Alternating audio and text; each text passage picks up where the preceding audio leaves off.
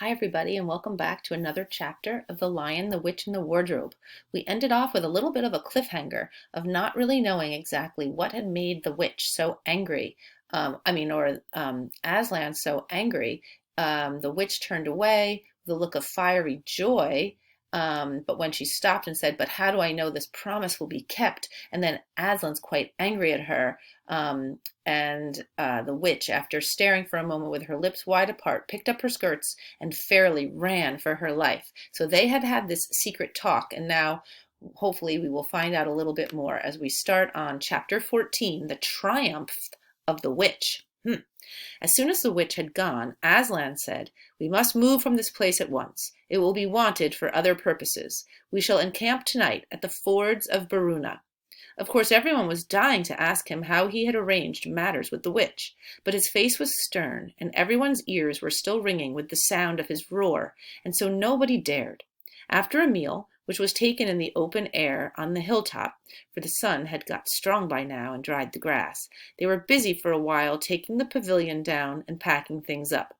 Before 2 o'clock they were on the march and set off in a northeasterly direction, walking at an easy pace, for they had not far to go. During the first part of the journey, Aslan explained to Peter his plan of campaign.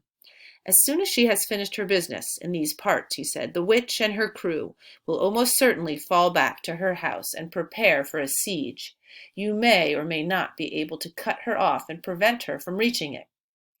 He then went on to outline two plans of battle, one for fighting the witch and her people in the wood, and another for assaulting her castle.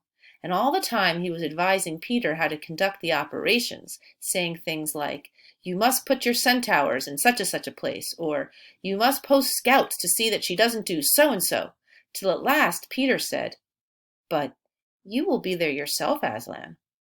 "I can give you no promise of that," answered the lion, and he continued giving Peter his instructions. For the last part of the journey it was Susan and Lucy who saw most of him. He did not talk very much and seemed to them to be sad. It was still afternoon when they came down to a place where the river valley had widened out and the river was broad and shallow.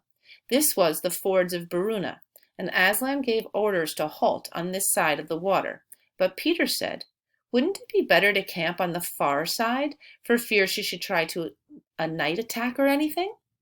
Aslan, who seemed to have been thinking about something else, roused himself with a shake of his magnificent mane and said, "Eh?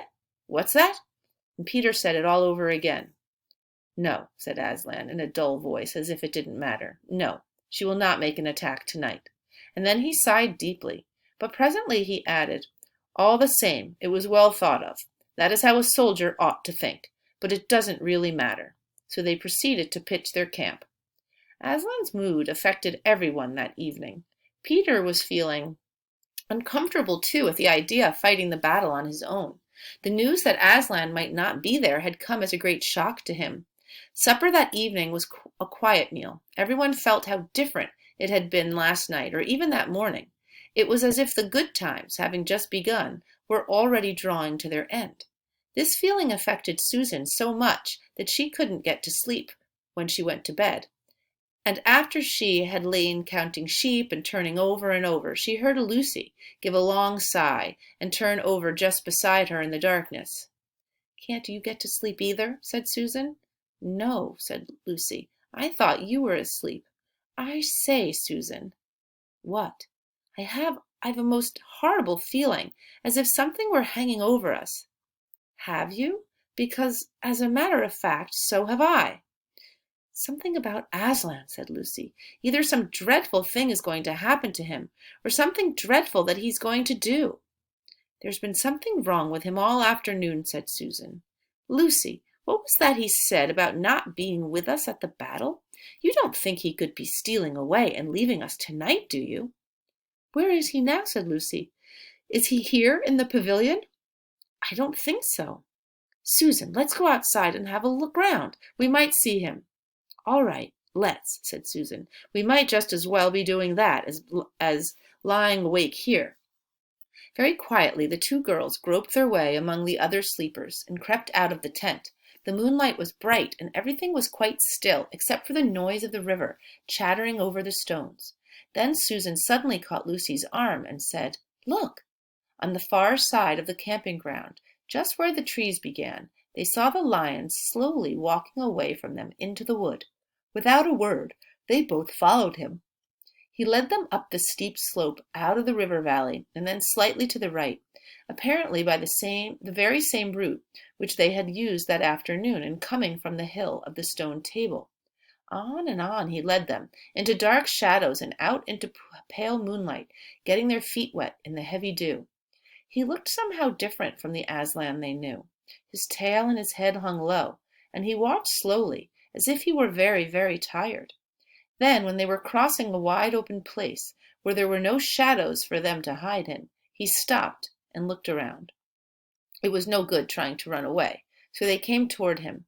When they were closer, he said, "Oh, children, children, why are you following me?" "We couldn't sleep," said Lucy, and then felt sure that she need say no more, and that Aslan knew all they had been thinking. "Please, may we come with you, wherever you're going?" asked Susan. "Well," said Aslan, and seemed to be thinking. Then he said, "I should be glad of company tonight. Yes, you may come if you will promise to stop when I tell you, and after that leave me to go on alone." "Oh, thank you, thank you, and we will," said the two girls. Forward they went again, and one of the girls walked on each side of the lion. But how slowly he walked, and his great royal head drooped so that his nose nearly touched the grass. Presently he stumbled and gave a low moan. "Aslan, dear Aslan," said Lucy, "what is wrong? Can't you tell us?" "Are you ill, dear Aslan?" asked Susan. "No," said Aslan. "I am sad and lonely. Lay your hands on my mane so that I can feel you are there, and let us walk like that." And so the girls did what they would never have dared to do without his permission, but what they had longed to do ever since they first saw him, buried their cold hands in the beautiful sea of fur and stroked it, and so doing walked with him. And presently they saw that they were going with him up the slope of the hill on which the stone table stood. They went up at the side where the trees came furthest up, and when they got to the last tree, it was one that had some bushes about it, Aslan stopped and said, "Oh, children, children, here you must stop, and whatever happens, do not let yourselves be seen. Farewell." And both the girls cried bitterly, though they hardly knew why, and clung to the lion and kissed his mane and his nose and his paws and his great sad eyes. Then he turned from them and walked out on to the top of the hill, and Lucy and Susan, crouching in the bushes, looked after him. And this is what they saw. A great crowd of people were standing all round the stone table, and though the moon was shining, many of them carried torches, which burned with evil-looking red flames and black smoke. But such people! Ogres with monstrous teeth, and wolves, and bull-headed men, spirits of evil trees and poisonous plants, and other creatures whom I won't describe, because if I did, the grown-ups would probably not let you read this book. Cruels and hags and incubuses, wraiths, horrors, efreets, sprites, Orkneys, wooses, and Ettins. In fact, here were all those who were on the witch's side, and whom the wolf had summoned at her command. And right in the middle, standing by the table, was the witch herself. A howl and a gibber of dismay went up from the creatures when they first saw the great lion pacing toward them, and for a moment even the witch herself seemed to be struck with fear. Then she recovered herself and gave a wild, fierce laugh. "The fool!" she cried. "The fool has come! Bind him fast!" Lucy and Susan held their breaths, waiting for Aslan's roar and his spring upon his enemies. But it never came. 4 hags, grinning and leering, yet also, at first, hanging back and half afraid of what they had to do, had approached him. "Bind him, I say," repeated the White Witch. The hags made a dart at him and shrieked with triumph when they found that he made no resistance at all. Then others, evil dwarfs and apes, rushed in to help them, and between them they rolled the huge lion over on his back and tied all his 4 paws together, shouting and cheering, as if they had done something brave, though, had the lion chosen, one of those paws could have been the death of them all. But he made no noise, even when the enemies, straining and tugging, pulled the cord so tight that they cut into his flesh. Then they began to drag him toward the stone table. "Stop," said the witch. "Let him first be shaved."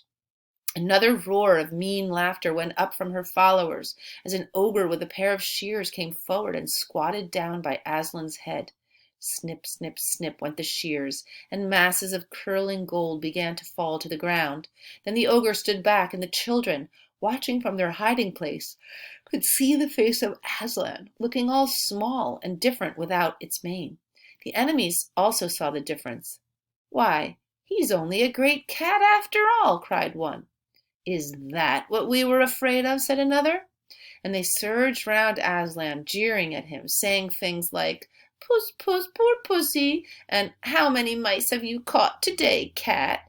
and "Would you like a saucer of milk, pussums?" "Oh, how can they?" said Lucy, tears streaming down her cheeks. "The brutes, the brutes!" For now the first shock was over. The shorn face of Aslan looked to her braver and more beautiful and more patient than ever. "Muzzle him," said the witch. And even now, as they worked about his face, putting on the muzzle, one bite from his jaws would have cost 2 or 3 of them their hands. But he never moved, and this seemed to enrage all that rabble. Everyone was at him now. Those who had been afraid to come near him, even after he was bound, began to find their courage, and for a few minutes the 2 girls could not even see him, so thickly was he surrounded by the whole crowd of creatures, kicking him, hitting him, spitting on him, jeering at him. At last the rabble had had enough of this. They began to drag the bound and muzzled lion to the stone table, some pulling and some pushing. He was so huge that even when they got him there, it took all their efforts to hoist him onto the surface of it. Then there was more tying and tightening of cords. The cowards," sobbed Susan. "Are they still afraid of him even now?" When once Aslan had been tied, and tied so that he was really a mass of cords on the flat stone, a hush fell on the crowd. 4 hags holding 4 torches stood at the corners of the table. The witch bared her arms, as she had bared them the previous night, when it had been Edmund instead of Aslan. Then she began to whet her knife.